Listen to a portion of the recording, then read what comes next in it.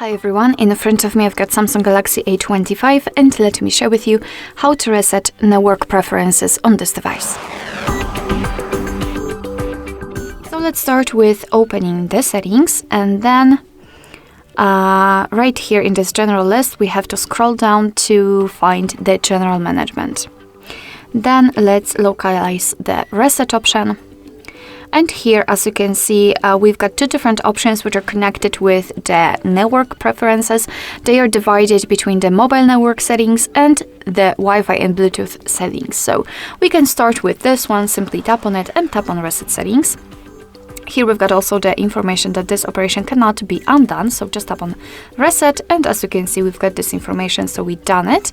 And now we can tap on Reset Wi-Fi and Bluetooth settings, of course, if you want to.